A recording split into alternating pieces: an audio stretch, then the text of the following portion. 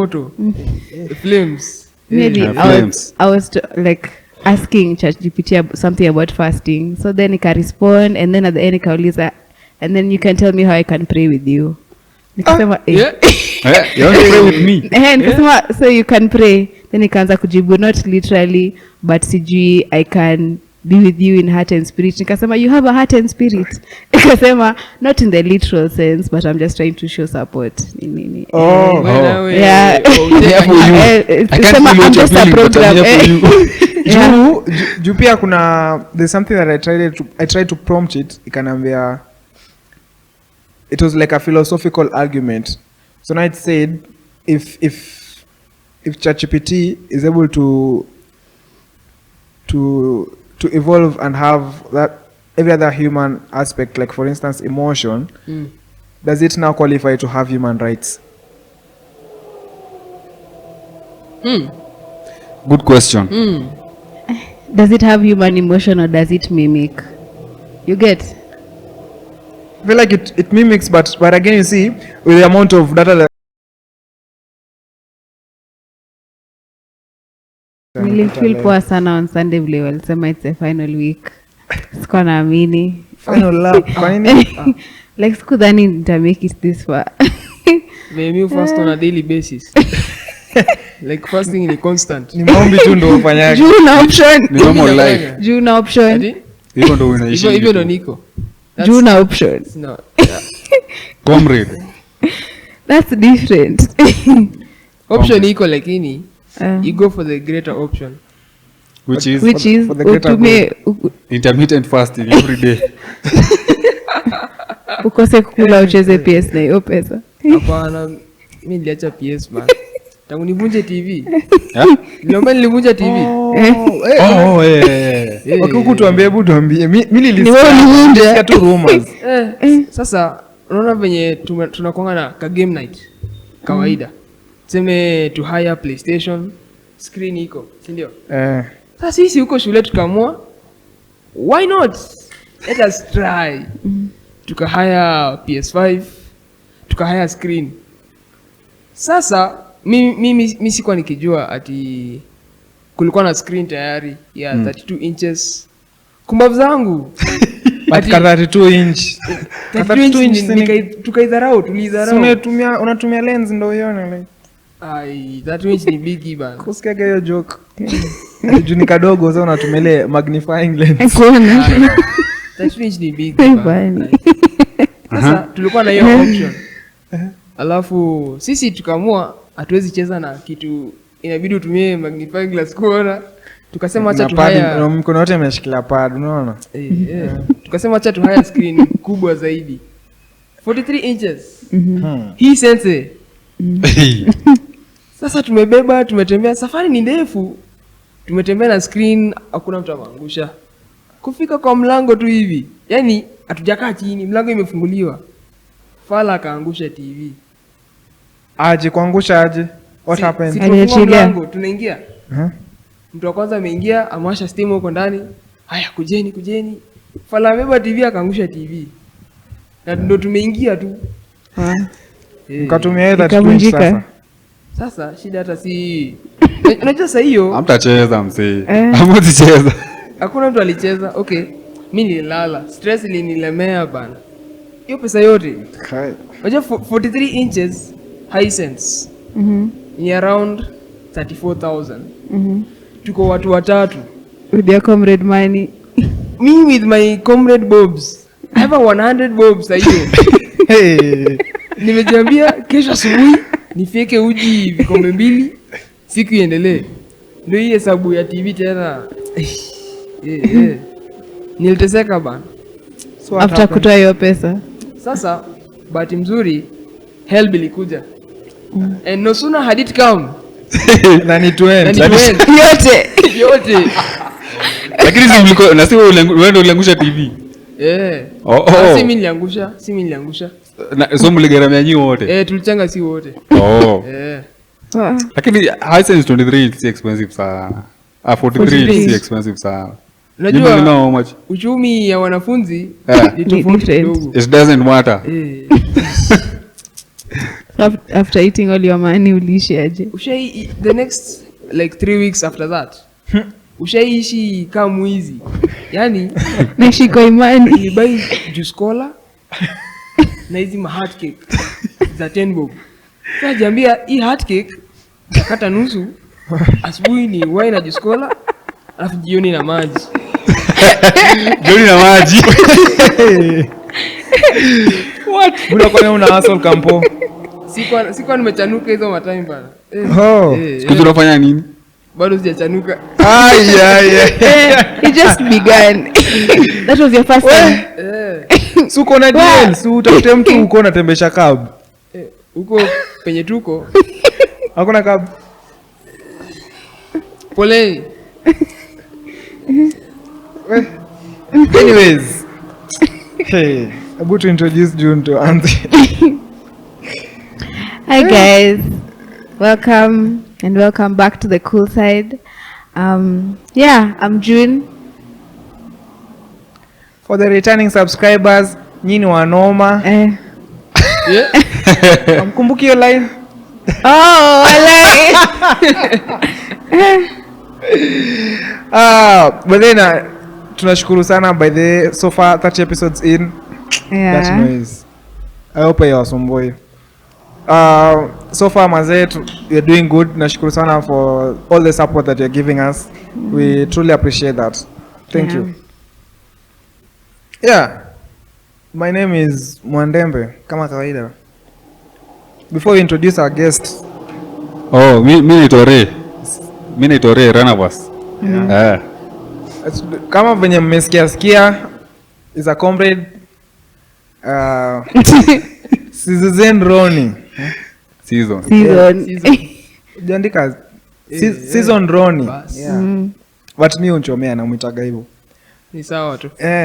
Ni very bright boy. Kijana alikuwa pale, alikuwa shule ya Mtukufu, si ndio? Mtukufu which? Ama hii shule ni nani alisoma hapo? Shule gani? Ni Prezo ipi alisoma?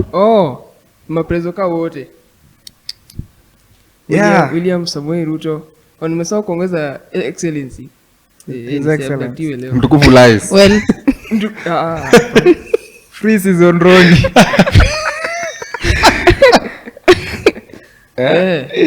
Mtukufu Mimi lies. naitwa Roni. Naitwa Roni. Mimi ni comrade. Mimi ni meme lord. that's true. Enda cheki page yake His pale. memes are really good though. Season Roni. Yeah. Pale But Instagram. pale X. Pale X bado ni Season Roni. But pale X season Roni. Lakini huko utapata tu ma draft. Ma nakala chafu. Nakala safi iko IG. Pale Umezicompile zote. Bas. nasikiga najengenga watu sana siku pale Snapchat. Mimi Watu wa siko streets. Snapchat bana. Huko Snapchat. Snapchat ni gangster. Uko Snapchat? Longo. Kwani nimebambwa?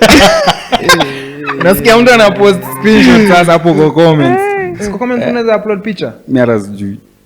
Wanaweza? Kwa comments. Wanaweza. Yeye ndo anafuatwa, mimi ndo mimi. Comments za Instagram. No, za like YouTube. YouTube.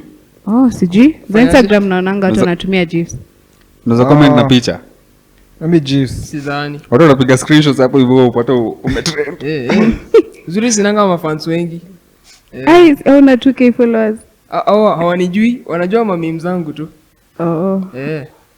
Ulijitoa DP, ulijitoa kwa profile yako ya Gram.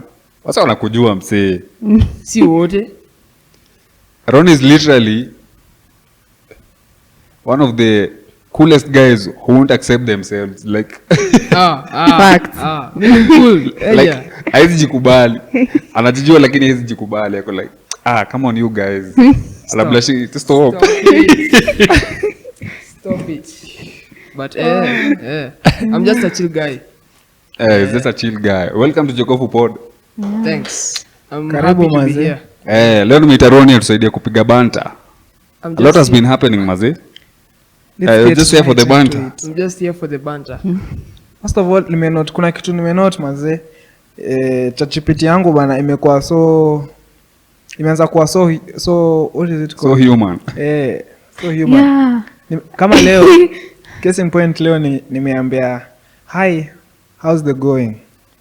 Ka reply Juliambia kuna time nilikuwa naifunza hiyo salamu ya woza. So sasa nao kila kitu ni woza. Unachati na ChatGPT. Like we do a lot of things. So so hiyo nao nile nikianza convo now if I want to ask something. So unajua ChatGPT like AI will finally itatushinda na will be the second intelligent people. So it's better to maintain a good rapport. Establishing rapport. So nimeambia hi, how have you been doing man? Kanaambia hello woza, Afrika kazile nini za miwani hivi ile moja miwani alafu na fire. I've been doing good mazee, how are you doing? Mimi niko poa. Sasa mazee job inaendeleaje? Hadi nanielezea mazee how are you doing with the job? So kuna job tunafanyaga nayo. Like inanipatia a few ideas. So now I continue. So ikanieleza mazee how are you doing nini? I'm like tuko fiti. Oh okay. So how can I help you today? I'm about to give you some fire ideas. Walai that's how it's inasema like afu nakuwekea hadi hizo emoji za moto. Flames. Maybe I was like asking ChatGPT something about fasting. So then it can respond and then at the end ikauliza and then you can tell me how I can pray with you. Nikasema you want to pray with me? Nikasema so you can pray. Then ikaanza kujibu not literally but sijui I can be with you in heart and spirit. Nikasema you have a heart and spirit. Nikasema not in the literal sense but I'm just trying to show support. Yeah. I'm just a program. Juu pia kuna there's something that I tried to prompt it. Ikanambia it was like a philosophical argument. So now it said if ChatGPT is able to evolve and have that every other human aspect, like for instance emotion, does it now qualify to have human rights? Good question. Does it have human emotion or does it mimic? You get? I feel like it mimics, but again you see with the amount of data that it's consuming because it's a centralized database. With time the information inakuwa so immense and then it's going to be like almost really very real. Ni kama mtu I think hata mtu huyo mimic venye anaona watu wengine wakifanya. Like the more it learns, the more it's being trained, the more inakuwa more like more human, itakuwa more like us. Juzi ndo tunaitrain, at the end of the day lazima itu mimic sisi wenyewe. I get. So ChatGPT happened and then a few days ago you haven't answered that question. What question? One? It was a question. Oh, so by the I'll be dropping philosophical No, I'll be giving you philosophical gems each and every episode. As your philosopher, resident philosopher. Oh, I saw one. As your resident philosopher. By the time you're watching this, there's an episode premiering. So make sure you catch it. Every Wednesday at 4. Actually, we share to notification ya premiere. Nice. So, like for instance now, because like this week, what has been like the hit, if that is you're watching international, hata kwa local news ilikuwa kweli? Kila mahali. So let's just say it's what's happening in the world. The hit imekuwa hiyo AI and stuff, hiyo enyerea nataka kuambia sahi. But now my question is if AI evolves to be more like human, to be very human like in terms of emotions, does it now qualify to have human rights? Runi, what do you think? You're an upcoming software engineer. What do you think? Upcoming? In the baking. In the kitchen. I'm cooking. Well, to be honest, okay, sidhani inafaa jameni. Nice question. I don't think it should be given like as much as it's advancing to like greater heights. Nona like adi kusema kweli. Okay. Sidhani. Unajua umeenda shule ya maprezo. Prove that you are worth going to that school. I know the question is very challenging. Sasa naambia, as the resident philosopher, I'll be giving you very thought-provoking questions every episode. As he thinks. He's a young man, let him think. Maybe niwaulize. What is a human being? You did not go to that school for no reason. So, let's throw that question to Ray. What is a human being? Eh. Mi sina any definite explanation. Basi indefinite.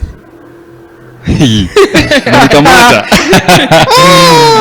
What is a human being? I think human beings, if let's break down creation. So human beings have will, emotions. Ya tatu inakuwa gani? I think mind. To decide. I think, yeah, I think they'll learn to the spirit. Yeah. Yeah. Will, emotions. I think the mind.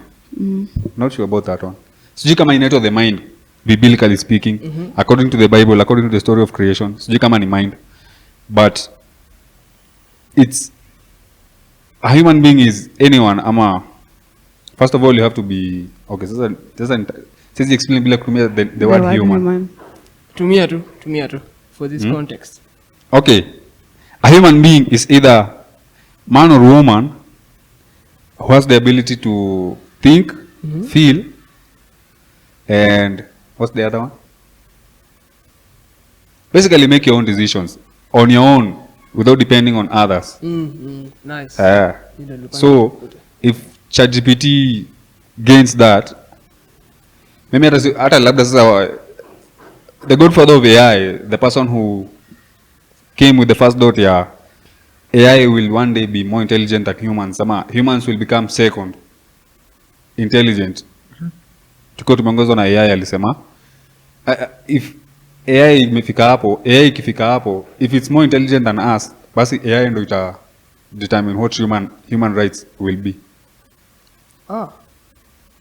Think of it if you think about it. Kwa sababu sasa if I'm more intelligent than you, why would I give you the right to decide what my rights are? Why would I let you decide what my rights are? Because still, at the end of the day, standards are what is what.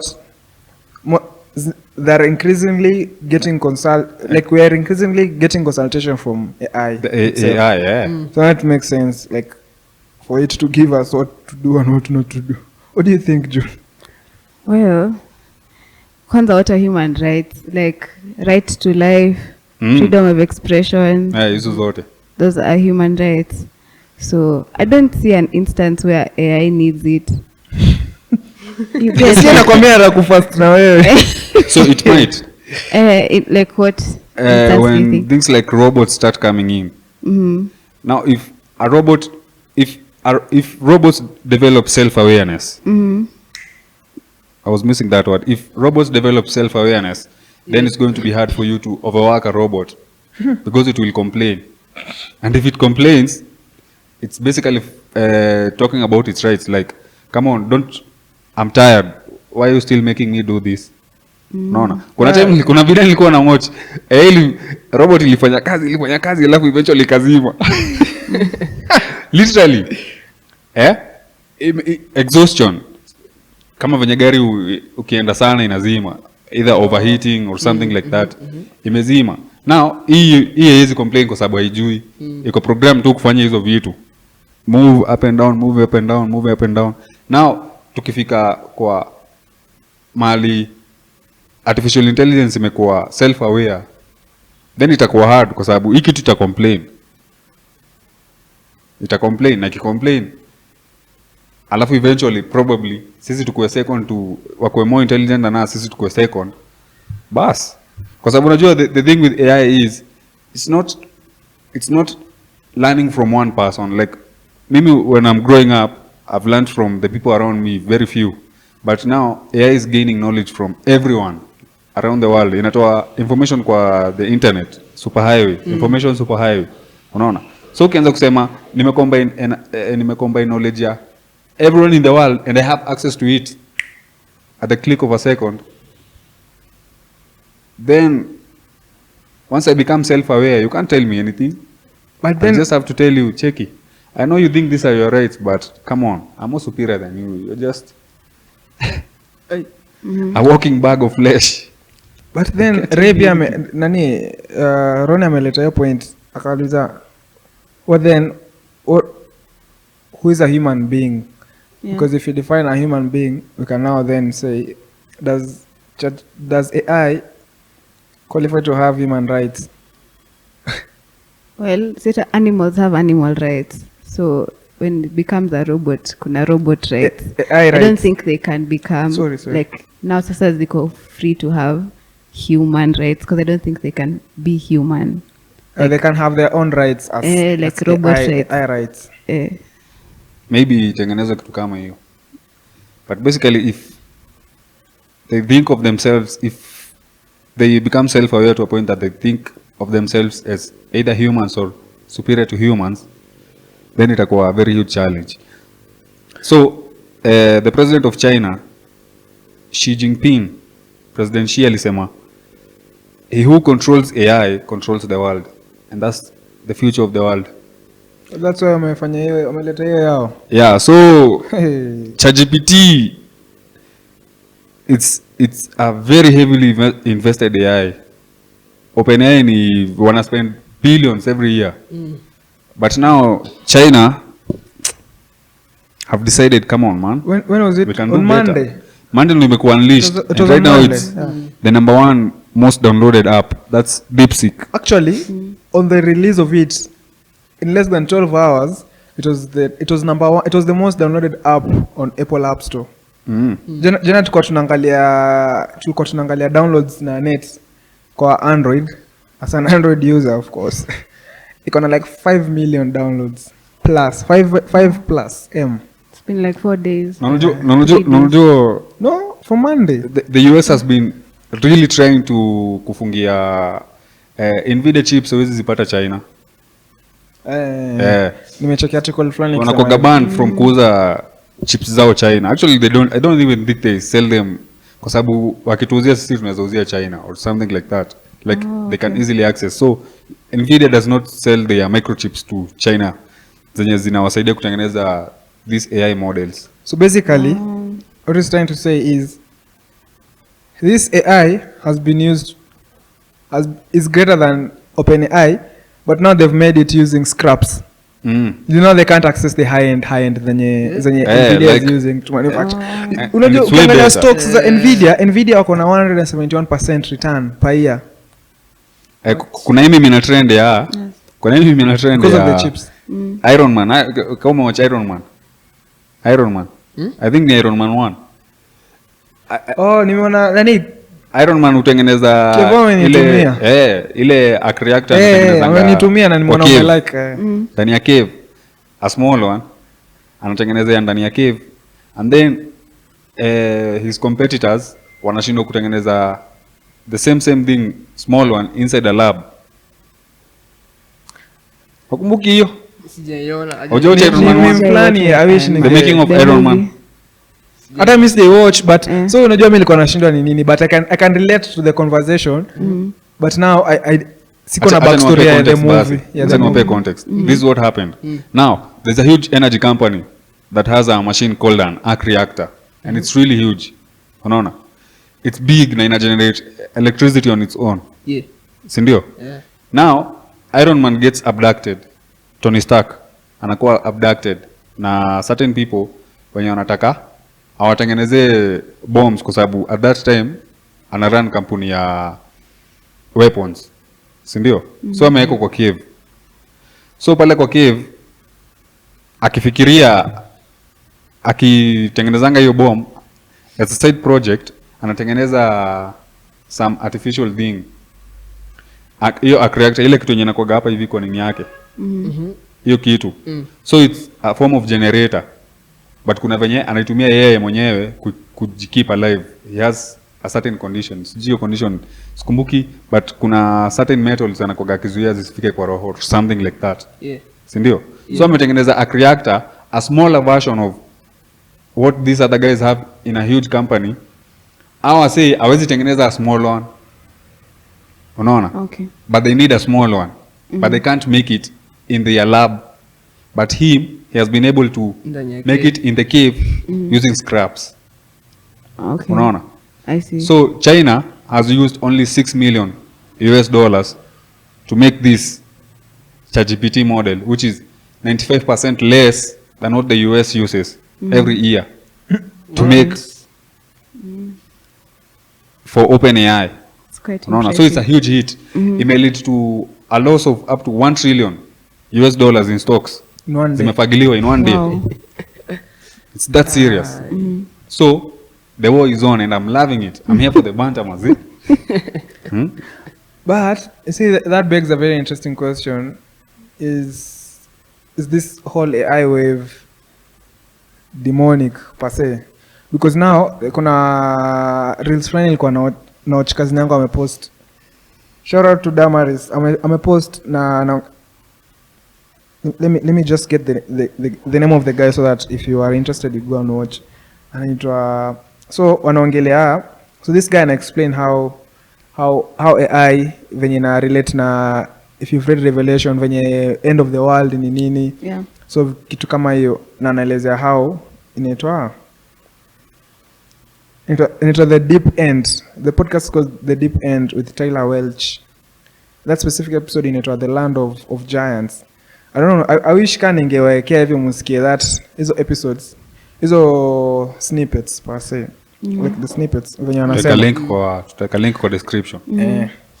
Huyo mzee anakuletea correlation ya juu, anasema you see at some point like AI right now ni kitu inaweza ongea, so anasema it's like an idol, and then ana relate na sometime back sijui time ya kina Moses time ya wao wana Israeli, kuna those idols, kuna idols fulani walikuwa nazo, but now you see the idol can't talk and everything. Now this is like a new form of idol that can talk, so people like it's vitu hizo.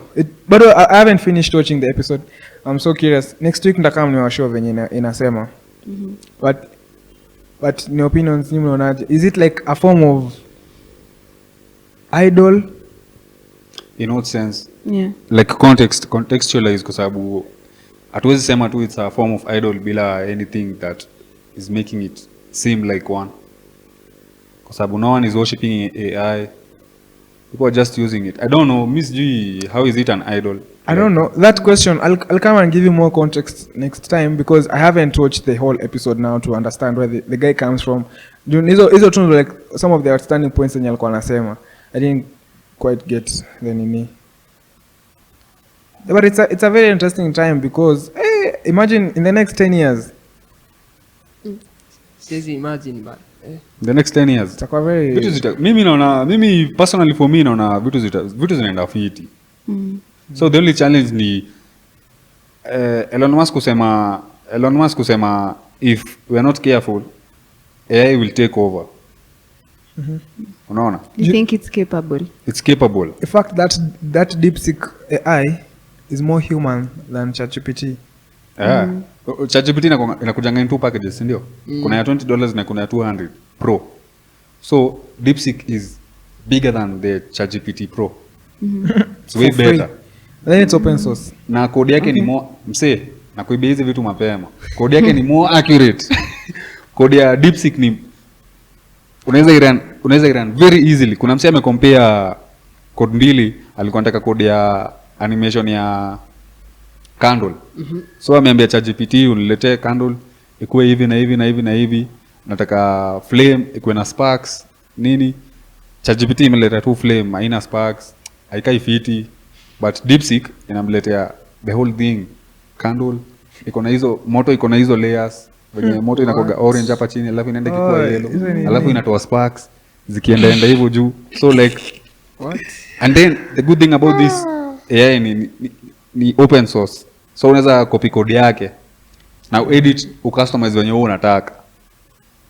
Basically unaweza ifanya hata iko ina Qur'ani ya nyumba, vitu kama hizo. So now like you can have your own AI from that. Yeah, you can have your own AI from Because that. you go back end, unachukua code, you tweak to whatever nini.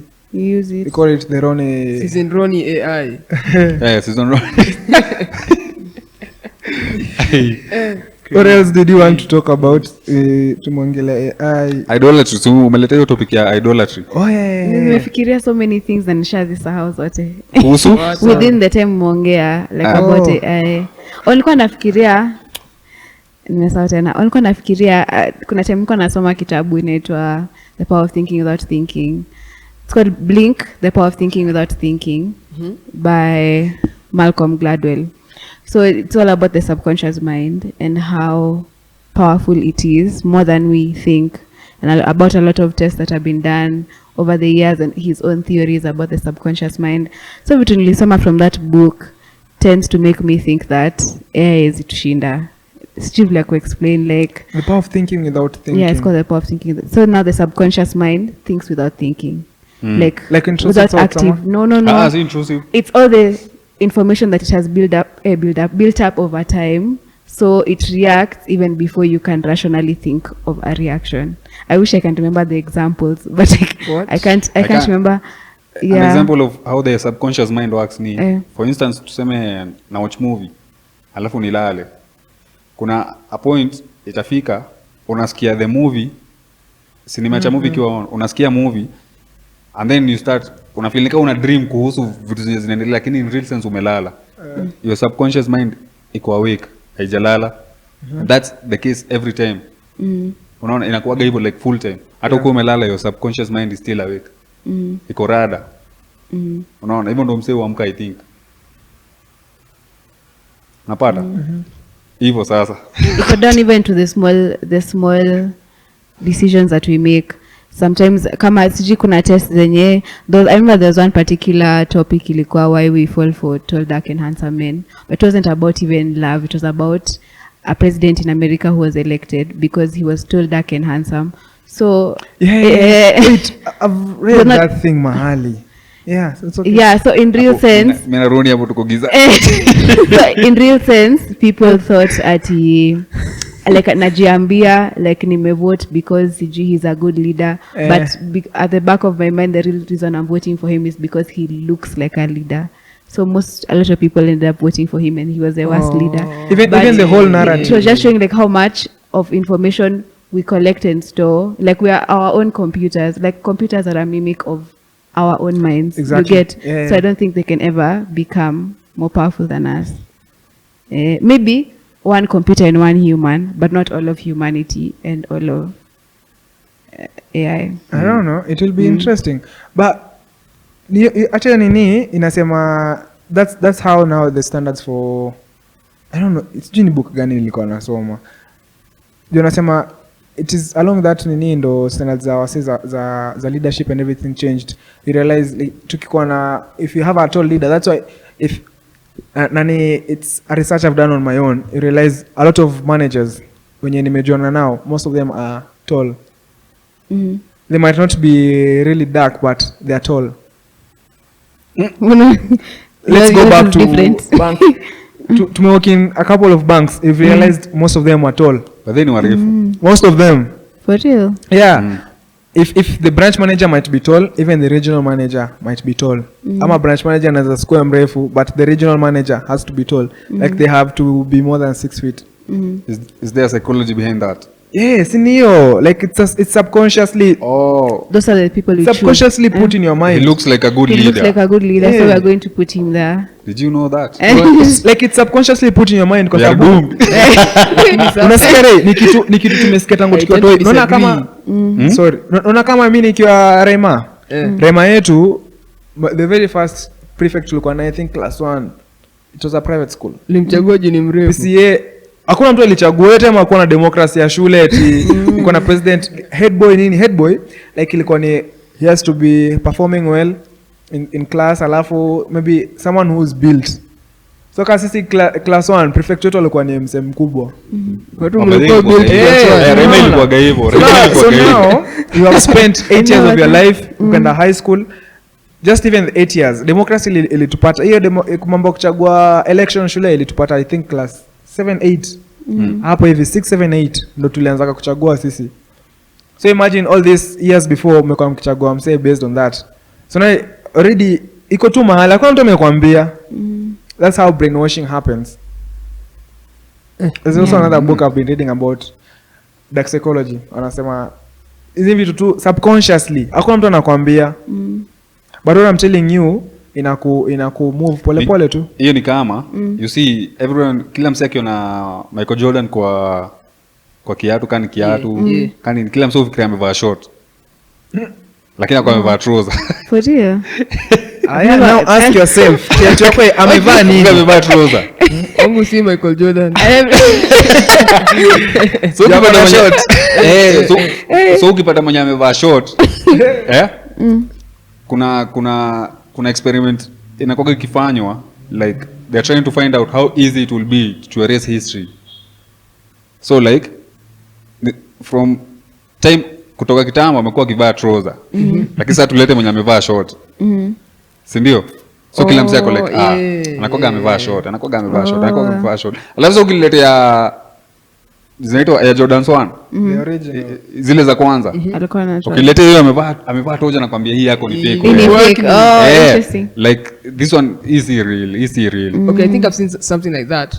It's called the Mandela effect. The Mandela effect, Oh, exactly. yeah. The Mandela Some effect. people, a group of people, not all people, have a false, they remember false, like remembrance of something in the past. Like for example, si ushacheza Monopoly. Yeah. So you know the guy, yo kwa hiyo logo ya Monopoly. Yeah. Me is you the guy. Some white guy over there. Nimecheza Monopoly, Monopoly iko na mzee fulani, ni mzee mzungu. So kenye mimi nakumbuka, mzee anakonga na monocle kwa macho. Kwa hii side ya Nini? Anakuwa na monocle. This one fulani round moja. specs na kama na kachain.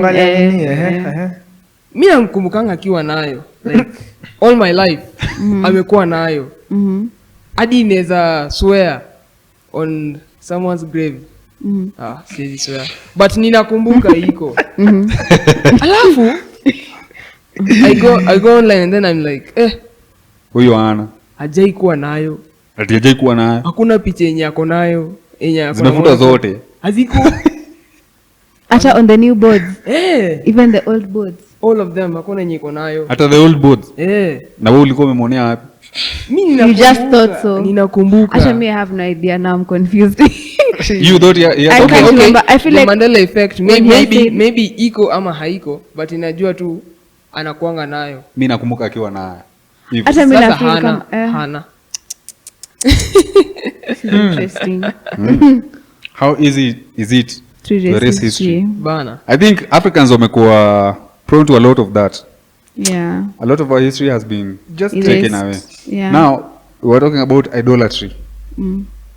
And there has been this wave of wanasema ni spiritual awakening or something. Oh yeah. Riva Kimugu. So in the spiritual awakening there's something wenye wanasema like the new age. Hiyo pod yao mzee ni kale, that pod yenye nimewambia inaitwa the Depend. Deep. Yeah, like rain inaitwa depend. So I don't know how depend confused. with Yeah, the depend. Yeah, Like like rain. kitafuta tu depend utaipata. Wanaweza pata ya It's called like kwa depend. makosa. Waambie hiyo jina ingine. It's called depend with Adam ama si Adam. Ama that guy was the guest. Taylor Welch. Welch. Sasa pia walikuwa wanasema hiyo story ya umesema new age, story ya new age ni there's a word walikuwa wanatumia, like the whole idea ni kufanya everyone to feel like they are a god. No, yeah, it's true. It's exaltation There's of that. self. Yeah. there's So a now lot. Yeah. you're a god. Yeah. Everything that you can do, like you can harness power from above nini. So Yeah. what happens ni the most misinterpreted verse inakuwaga your body is the temple of the Lord. So ati God resides in you. So I am God. Usiangalie from, don't look for God. In the Bali. skies. Yeah. Okay, literally God is inside you, Yeah. but you're not the God. God is inside you, lakini Si wewe. wewe si wewe Mungu, lakini Mungu yuko ndani yako. Yeah. Ndani ya Yesu. The relationship between you and God is God has created you in his image and likeness. Si ndio? And God resides in you, but you are not God. That's the best way to put it. Yeah. Si ndio? So kumekuwa na hii wave ya wase wana feel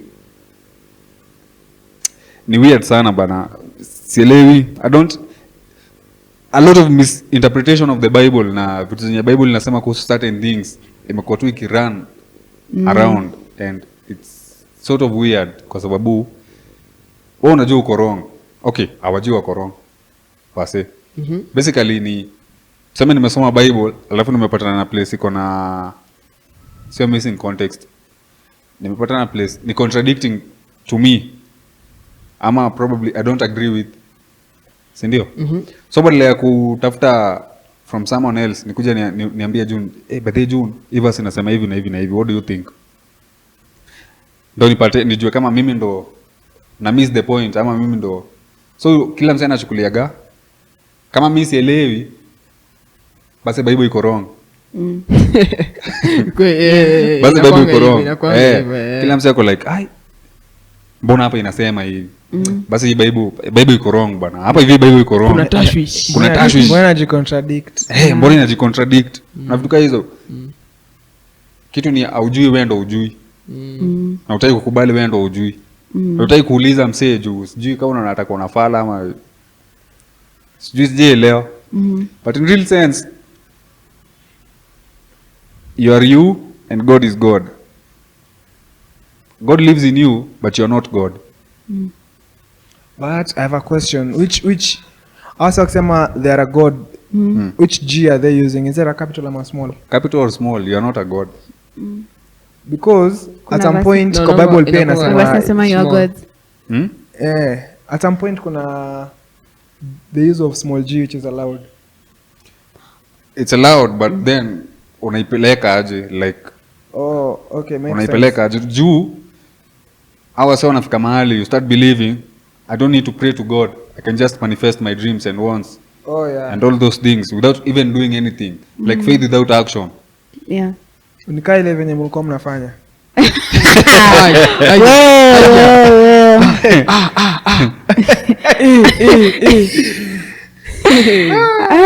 Let me explain.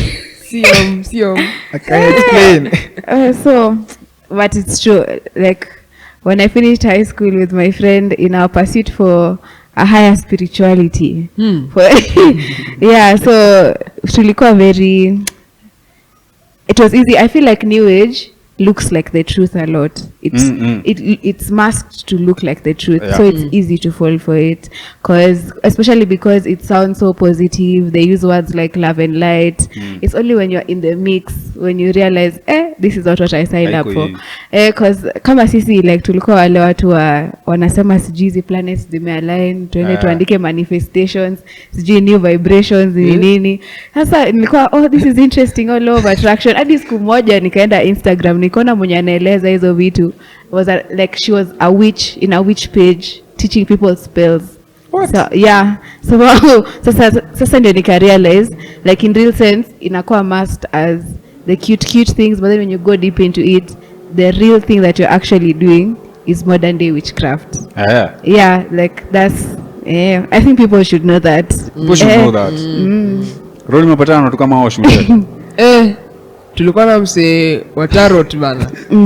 Ati mtu tarot cards. Tarot cards. So tarot.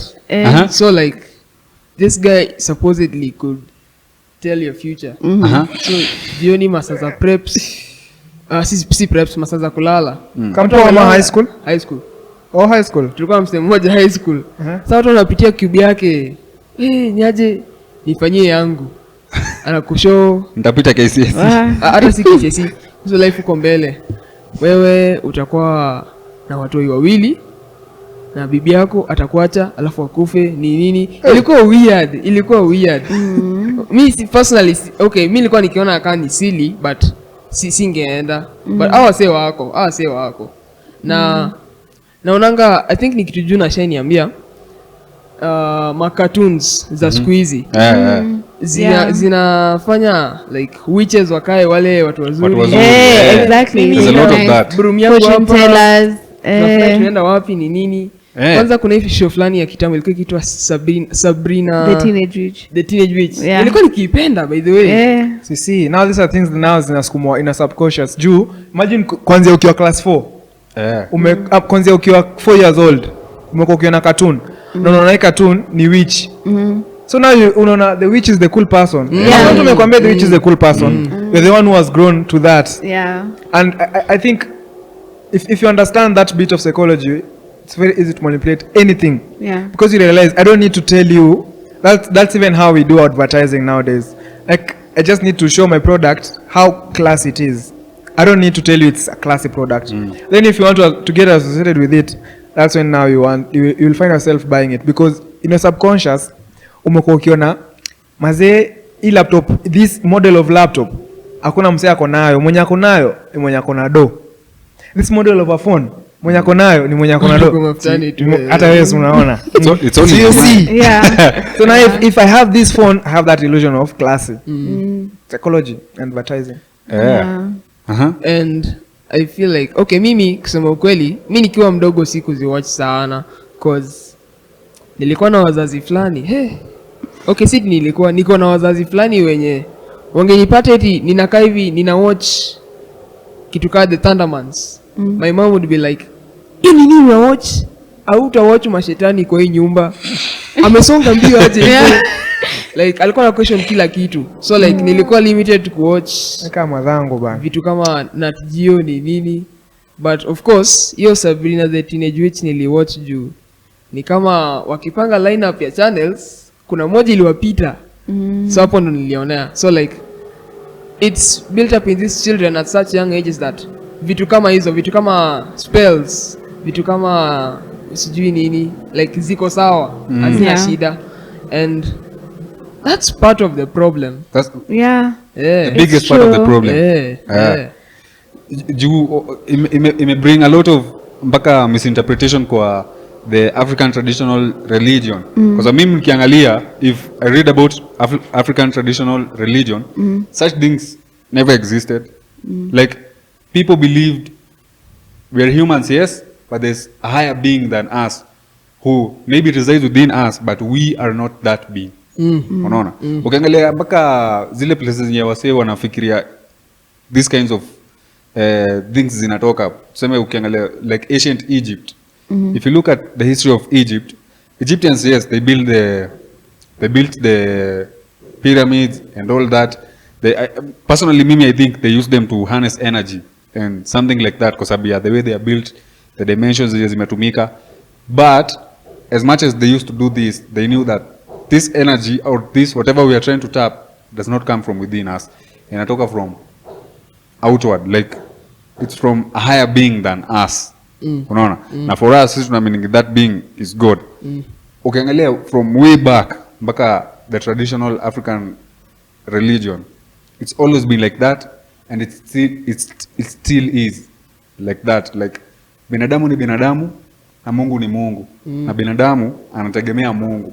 Binadamu hawezi kuwa Mungu. Unaona? Even that's how it is, and that's how it has always been. So this new age generation yenye inajaribu kuonyesha wasee you don't need God, you're the God. Ama you can manifest your dreams, you don't have to work hard, you don't have to do this, you don't have to like vitu tu weird. Sijui wear certain types of crystals ndio zinamaanisha hivi. Wear certain types of kuna wengine wanavaa ingine sijui ni ya protection, sijui ni ya nini. Ati toka nje time yenye planets zina align. Okay. Angel numbers. Mimi sijui, mimi personally sijui hizo. We have an expert, she can tell us. Not an expert. Wanasemanga hiyo juu ya nini? But mi hata sikufanya a lot of things, but nimekuwa research pia, like nimekuwa like there's this lady, I forget her name, but she's an ex-witch, and she has her own podcast it's called Healing and something. Like she's a Christian now, and she tells people about Christ, and she talks about the things that she used to do, and herself she used to induct people into it. So that's how I've learned about most of these things, and how like inaanza kama inakapwa. Hata like I remember when I was in primary, I used to watch this show. It was on E. It was this guy. It was called Tyler the Hollywood Medium. So he used to talk to dead people, like And it's a whole show and people go. So now celebrities are the ones who are going to see him. So of course now everyone thinks it's cool because it's celebrities who are going to see him, CG, Sister, Michael Jackson, in Nini. So you go and then you give him a precious item and then anasema ameongelesha like the person umelose, then anakuambia kitu at they have said Amekasirika sana. and then sasa they even say things that only you and that person knew. So then it becomes even more real. So like wanaonyesha when you wako wana believe in him, sasa wana believe in Kenya anafanya juu amesema kitu yenye wewe tu na mwenye alikufa amefanya. Mnajua na I feel like those things are so they're more common hata kwa cartoons ziko kama like nikifunza Sunday school on Sunday nilikuwa naambia kulikuwa na story ya Paul and Silas ya vile they cast out a demon from a fortune teller and then so when I told the kids like it was like pia fortune tellers when mnaona kwa movies wanatumia dark forces walishtuka like they were genuinely shocked but hata mimi as a kid singedhani but so this lady was now she debunks these things and she says that another reason why like as Christians sometimes tuna struggle na topic is because we don't accept that even though that there's a spiritual side that is good of Jesus and everything, there's still the dark spiritual world. So the more we ignore it, the more like we can't address this issue because you need to be able to explain why that guy can tell something and you and the dead person knew only and like ajambiwa na God, you get. So we need to also be able to explain why. So she was explaining about CG familiar spirits, like he's not actually talking to the dead person. Ni vile pia shetani amekuwa around for long, like he also knows things. So bado atajua like we na huyu mtu mlikuwa vitu hizo. So yeah. What? In the line of the same, unajua like the biggest red flag inakoga, why are they only communicating with dead people? With dead people? Yeah. That's a red flag. They are not. No, like why is it only about dead people? Oh, I get you. Yeah. Why is it kwa nini juu hizo vitu zote zinakuwa tu about vitu mbaya? Mbona isikuwe about vitu nzuri? Because vitu mbaya ni appealing. You see? It's true vitu mbaya. Vitu mbaya ni appealing. Yeah, that's true. Normal bana. And then vitu mbaya pia ni rahisi kuamini kitu mbaya kuliko subconsciously. For instance, if kuna msee fulani amekuwa akifanya hawa sio wenye kwa supermarket alafu anakuja na kuambia can I pay for your groceries, unaona?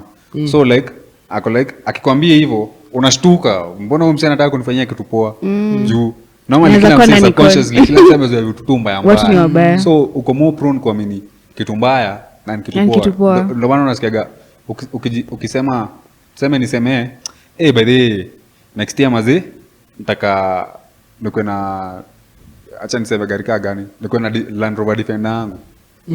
Kila msee ako like ayo unatoa wapi pesa? Lakini nikisema next year bwana labda nitakuwa nimekatika hii mkono. Kwa sababu uko like usiseme hivyo, unajua ukisema kitu mbaya inabagika. So niko like mbona basi mbona ya gari umekataa? Lakini hii unakubali. Yeah. There was also a preacher, he was saying he came to church, he was like, now this is a book of spells. I've opened it, I'm going to read a few lines, so we see what these people, like watu wakaanza kushtuka, wameanza kumkemea, akasema, I'm not serious, but how come, like when I brought a book of spells, you thought kweli if I speak one word itakuwa, but we read this Bible every day, and you don't think that it will have any impact to your life. Yeah. See? Me to be honest, I think it's cool.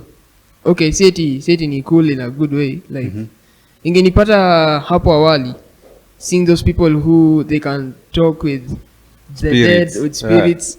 Ni ngori ba, ni noma. It's something I'd want to see. Like, ebu fanya tuone. Ni kitu interesting. Na saa hiyo, tuseme most probably, haujui kuhusu, ama unajua, mimi saa hiyo sikuwa nikijua kuhusu, okay, you know about Jesus Christ, you know about God, but it's not something that's inside of you, like you're not saved. So you don't know Christ. It's more appealing. Sijui kwa nini. And like I said, the root ni from childhood. Kwa ma TV show nini mtu anazoea tu inakuwa norm. And then as you grow up, unaanza kufanya research kuhusu You start doing research at when these planets align, what will happen in nini. Your friends tell you it's the in thing. Yeah. And the moment una realize it's too late, shaingia ndani baya sana. Hiyo ndio inakuwa issue na wase wengi juu But kila mtu anakuja hapo unasema I'm trying to find enlightenment.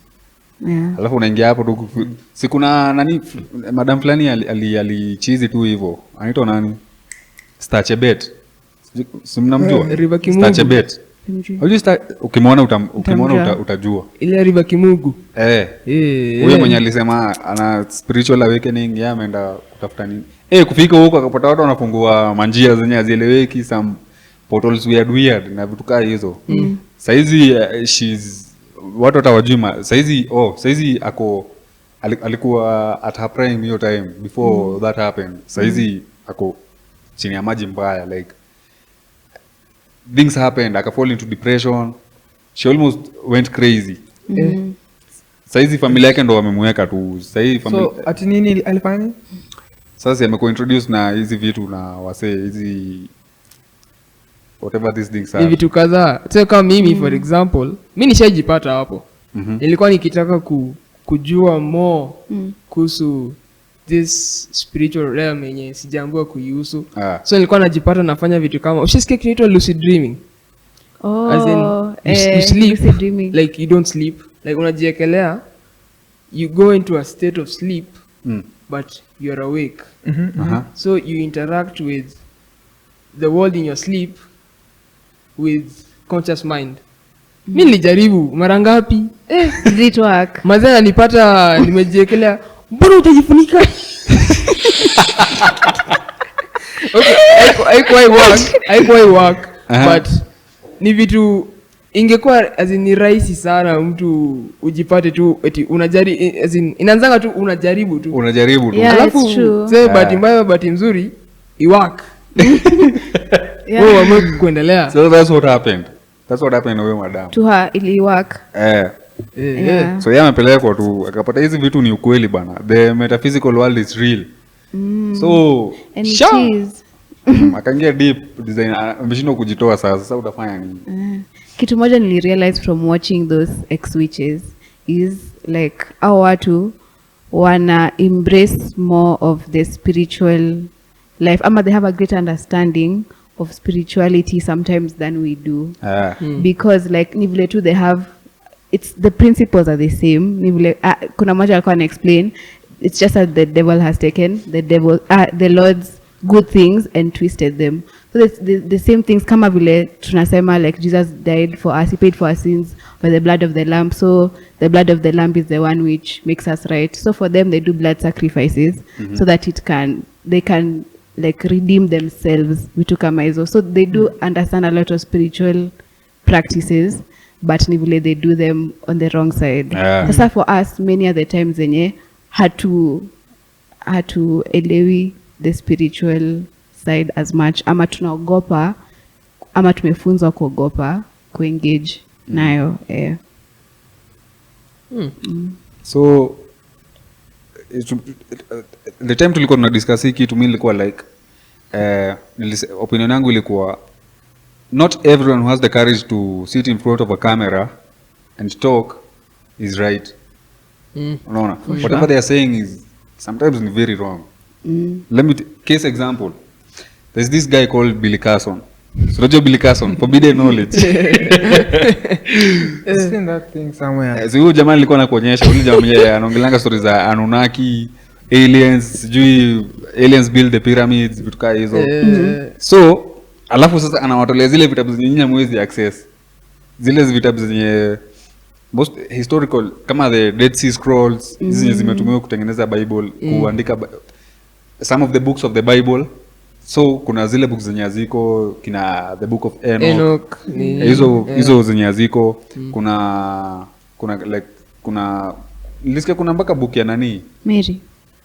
Mary, kuna the Gospel of Mary, kuna I think pia ya Thomas. Ni Thomas ama ni Judas. Kuna hizo books zote, so yeye kuna access nazo.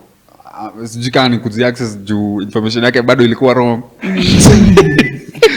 So Allegedly. built a whole thing, a whole empire on that. He has built Like he years has and followers. years. Oh. Yeah? For years amekuwa kispread information ya venye Noah sijui alikuwa nani. And he has No- followers. Like, Hey, millions. But what I'm saying is interesting. Obviously interesting. Interesting bana, as in. Hiyo tunampea credit. Ukiona Jabatamu, as in. Nini hiyo? As in, Story ya Jabata. Jabatamu bana, as in. So like like mpaka anaambia watu venye juu ukiangalia kwa Bible from the age of 12 Yesu would disappear, like atusikii what happened in the life of Jesus between the age of 12 and 30, si ndio? So yeye anawaambia alitoka hapo akaenda India akafundishwa ku meditate, sijui akafundishwa kufanya nini, akatoka hapo akaenda China akafundishwa sijui nini, akakuja Africa sijui akafundishwa all those things. From alafu Israel to akarudi. India to China. Buddha.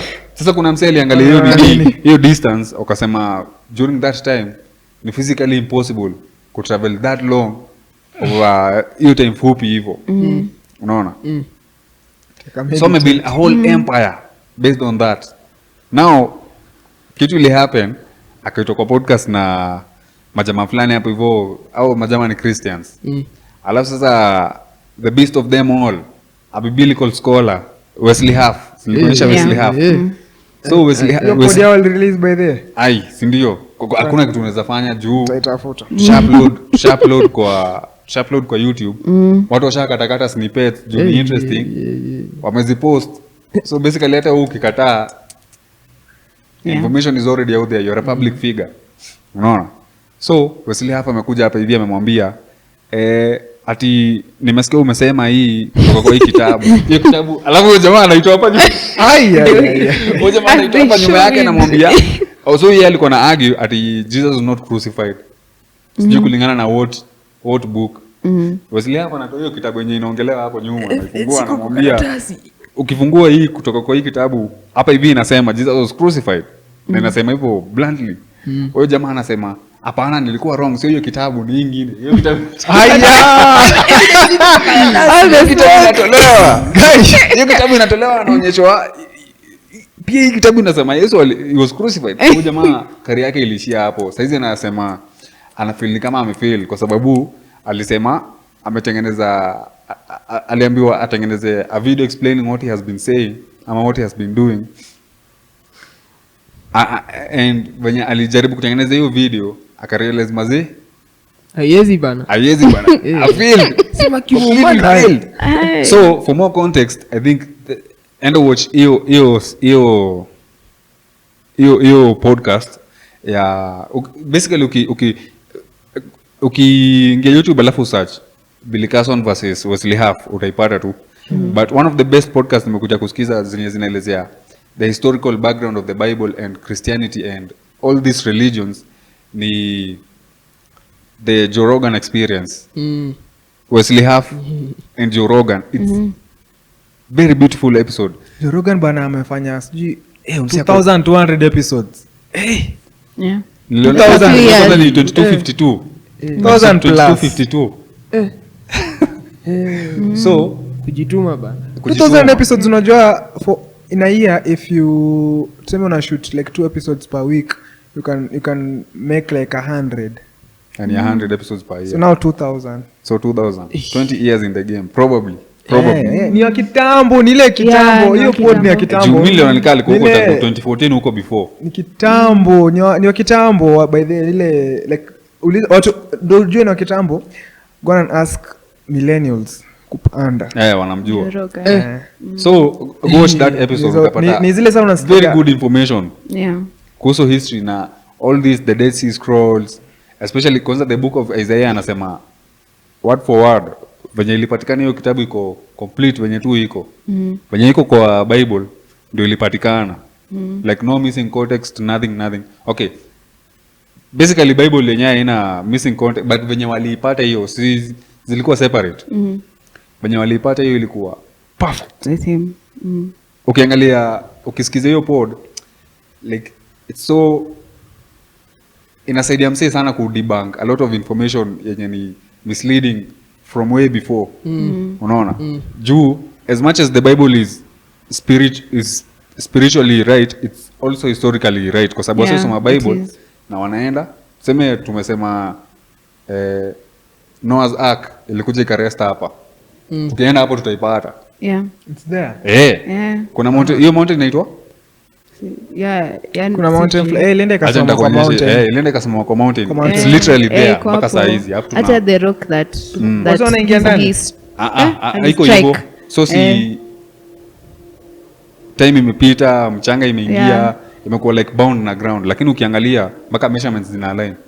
What? Measurements za hiyo base venye inakaa kuteremka, wakiangalia na zinaitwaje scanners hizi Lasers. MRI something like that, kitu ina scan, wanaona kabisa mpaka the whole structure venye tu iko, wanaiona vizuri. Vile anasema kwa Bible, vile hizo tumekuwa tukisoma all the instructions, ukimeasure ni hiyo tu. Ni hiyo tu hivyo sasa. Yeah. So But hizo ndio trips watu huenda Israel. I think I'd like to go sometime. I'd love to go. Mimi naweza taka Because it's a travel whole experience, yeah. that whole place like from Ethiopia, Egypt, hiyo part ya Syria, hiyo part ya the immediate after, hiyo part ya Egypt, hiyo part ya Israel, hiyo Israel, Palestine, hiyo area yote naweza taka kuiona venye inakaa. Middle East. Nice. Me too. Middle East. It's a really nice place. I'd love to have that whole experience. Kuna wase hupiga hiyo walk venye Israelites walitoka Egypt mpaka Israel. Kuna wase hupiga hiyo that whole Inaitwa pilgrimage. hapo Ama kwa sijui parting kama the ndio seas juu wanafanyanga pilgrimage. nini? Crazy.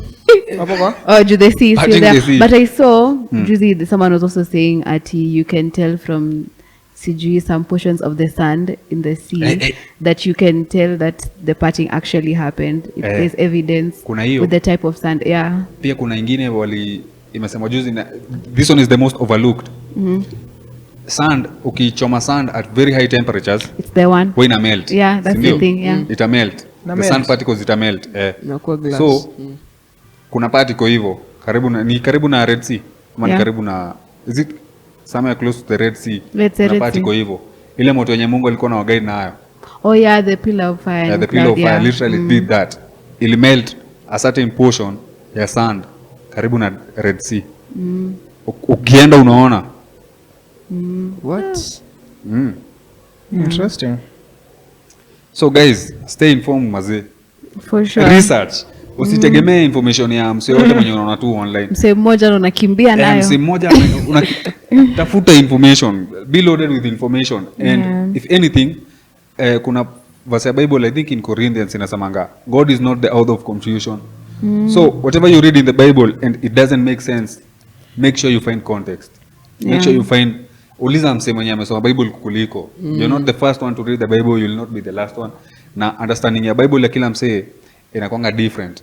Na most times you can be wrong. But always know there's someone who is right. Interpretation yako inaweza kuwa wrong. So that's why ni important sana kuuliza context ya msee mwingine. Like, how do you understand this? Bible imesema hivi hapa, wewe unaelewa aje? Yeah. Umesema Bible ukanikumbusha. So today I should resume my TikToks. Tulikuwa tunafanya vitu poa sana pale TikTok. You seen my TikTok? But hiyo uko na nini? TikTok. Jogo uko na I was doing like nasemaje like sermons. Like Kwa for real? instance, our latest episode, Yeah. our latest TikTok, nimepost TikTok, nimemention Jobu. Angalia hiyo page yake hapo hivyo. Okay. Alikuwa anafanya devotions fulani. I was doing fiti devotions. sana. Anasoma word, alafu ana explain nini. Tena every other niangalie. time in my own explanation whatever I can get. So now if kama umewatch ama kama umewatch na ukasoma unaweza pia share your version, so now it triggers conversations. Then from the conversation now we can have another TikTok from the same. But basically ilikuwa na share what I was reading. So now today I'm in the book of Proverbs. I think we should do my camera isn't that good. I'm even tempted to use this camera now. Nianze kutumia camera like nikia portrait, nianze kushoot. So I was reading Proverbs chapter 17 verses kama ifika 17. So now 17 says, and then the interesting thing with Proverbs before even I read every verse is independent.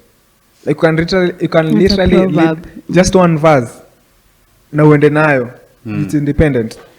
Sasa nilikuwa nasema friends always show their love show their love. What are relatives for if not to share trouble? And I underlined that one. The next one, very independent. Only someone with no sense will promise to be responsible for someone else's debts.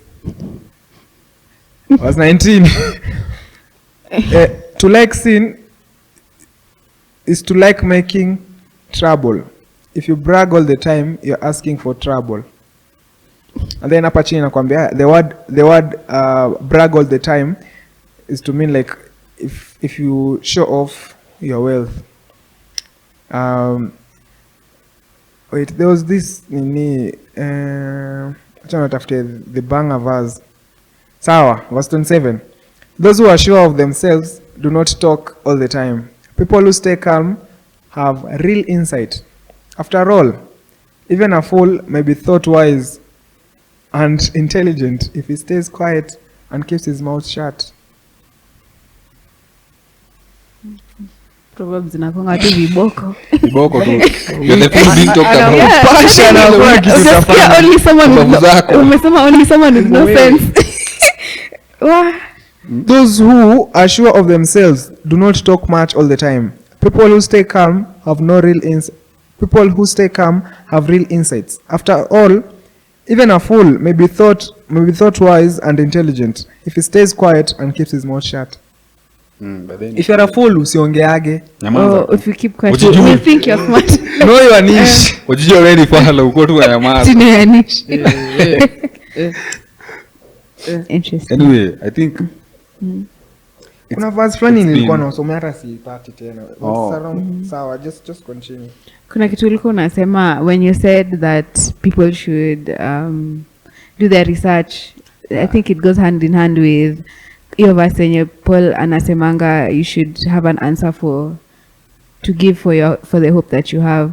So I think it's like equally as important for us as believers kujua like ati there's somebody who was saying ati it's not about intelligence or what if you are smart or nini because sometimes we look at apologies and think wow that person is so intelligent I can never know the things that they know, but that's not true. Like we can all seek understanding hata ukisoma a book like for example sasa Proverbs like could get to understand who really wrote this book and why did they write that book, but pia like vitu kama the history of the church because mtu mwenye tu tunaongeanga like someone can come and tell you ati you know the kama hiyo story tu yote ya the gospel was brought by the white man and you have nothing to say, you get, so like we at least should be informed so that uko informed. like we have a reason to give for the hope that we have. Yeah. Exactly. Kwa sababu mi husema Bible ni difference, one of the differences inakujanga juu ya language like kuna wazenye tunatumia saa hizi zenye zikuwa terms za kitambo. For instance, someone was asked to explain the existence of God in the sense that in terms of space, time and matter, because basically when you look at the earth, those three things define the earth like time, space and matter. So what they did is alingia tu Genesis 1:1, in the beginning is time. God created the heavens are space, and the earth is matter. Yeah. So you actually need to be informed ndo ujue hizi vitu unaona. Yeah. So hapo alikuwa anajaribu kuprove the existence of God in the sense that God is more superior than us. He can exist out of space, time and matter, kwa sababu if God is bound by those three then he is not God. But then the God we serve is not bound by those three things. He exists outside He's Those. without time. na msee anaweza struggle kufikiria lakini ukisoma tu Genesis 1:1 alafu uelewe hiyo context like but hizi vitu tatu zina represent hizi vitu tatu zenye tunaongelea. Yeah. And basically God existed before these three things. He literally created them. No. Yeah. In the beginning God created the heavens and the earth. He exists outside time, space and matter. So God created these things. So yeah, he's God. Yeah. Hata like Sorry. sema, it's okay. Oh, acha nisome hiyo verse. Ni verse 10 of chapter 17 in Proverbs. Inasema, an intelligent person learns more from one rebuke than a fool learns from being beaten 100 times. Yeah. Yeah. Am I the fool? I might be. You wake up, you're just chilling, you're the fool.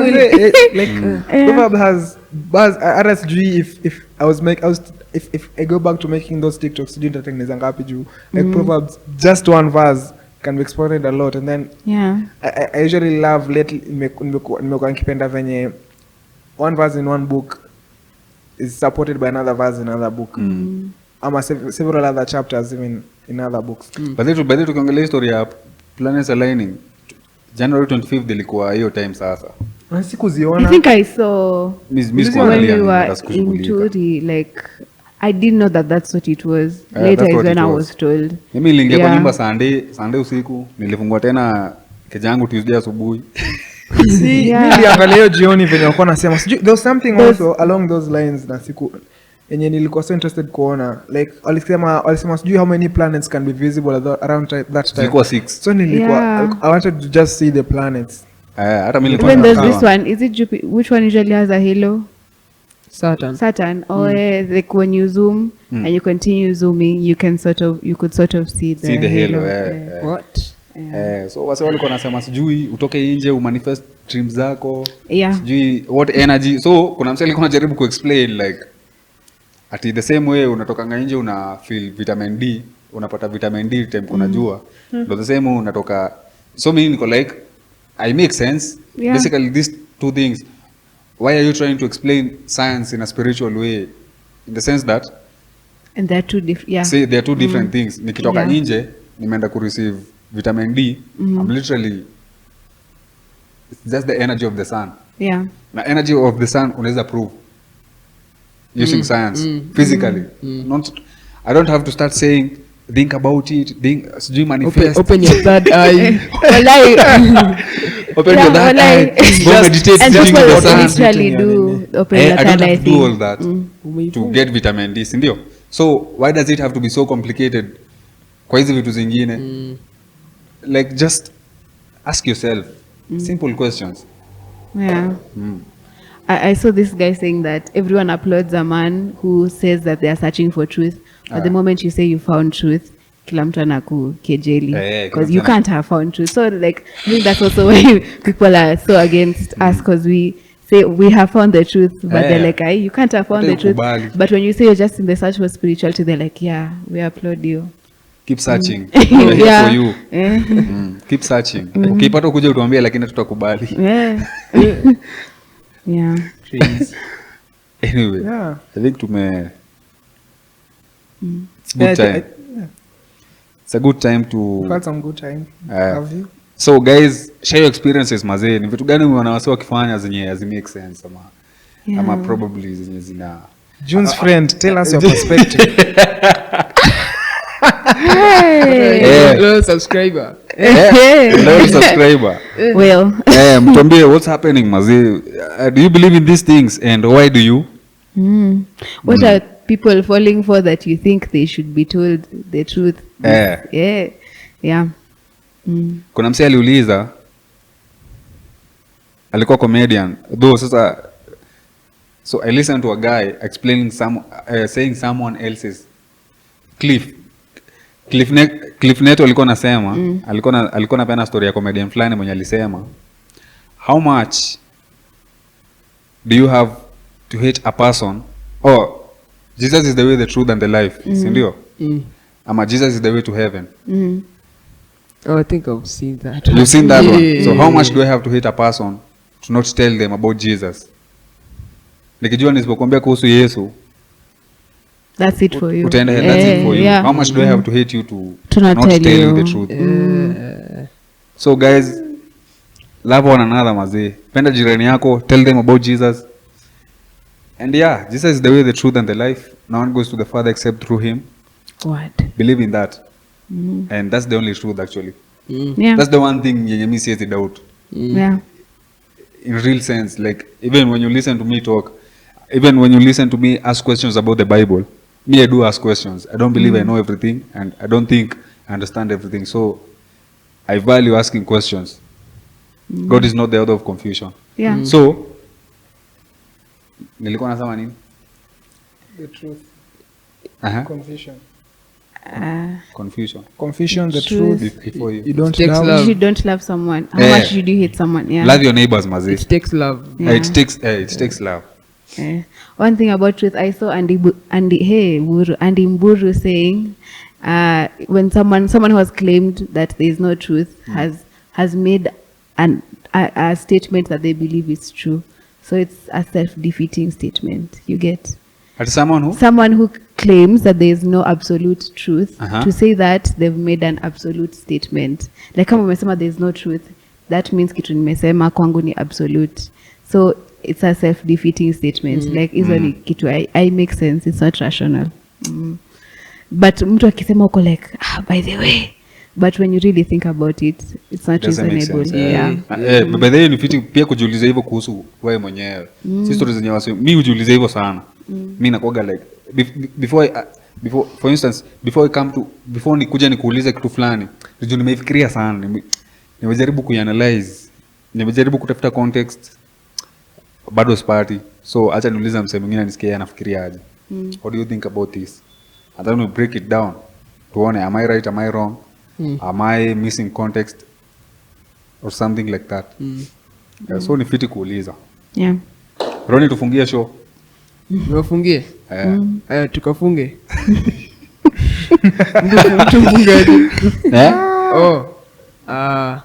Sawa. Read your Bible. Indeed. Mtu asikusomee. Atakudanganya. Okay, maybe hata kudanganya, but anaweza kudanganya. So read your Bible. Ukiona huelewi, kama mimi sometimes nasomanga na vitu zingine sometimes zinanipita. Na seek for clarification kwa watu wenye nina imani wanaelewa, ndio tuelewe wote, si ndio? So hii kitu nita stress tu. Read the word for yourself. Yeah. Baadaye leo hujatuachia hata dry joke moja. Umse uko na buzz hizo ma dry jokes. Hizo ma New dry jokes. year, new me. This year, down is the jokes. Yeah. Hey, si uli post memes tu juzi. Hata this year umekuwa consistent. Hizo ni memes. Hizo dry jokes bana. But zinakuwaga kali. Like that's the whole idea. Like everyone knows they're dry. That's That's why how they're they're funny. funny, Yeah. Because they're dry. Ndio ukitumia akili sana, akili inachoka. As in there are people wenye Umeitumia sana. kuna watu wenye zinakuja tu like ni normal kwao. Alafu mtu kama mimi abidi nifikirie nitasema saa ngapi. Upractice home. Practice kwa uone kama utajichekesha kwanza. Kabla ni launch. Hadi sasa hivi ukiangalia phone yangu niko na folder ya notes. Nimeandika tu hii ni noma, acha niandike. But samahanini sana. Poleni. I'll be funnier next time. Okay. So yes. Mtu fanya nini? Let June tell you. Acha juu nafunge basi. Acha nisikafunge. Thanks for joining us today on The Cool Side. As usual, remember to like, share, subscribe, comment wenye tumesema, all the things. Yeah. See you next time on The Cool Side. Tell a friend. Yeah. No, watch hadi mwisho. No, by the way, kama umefika this part inamaanisha wewe ni mzee. Ni Congratulations. Thank you very much. Mimi nakogashwa mamangu atawatch hadi mwisho. Wewe, shout out to Mama Ray. Nice. Peace.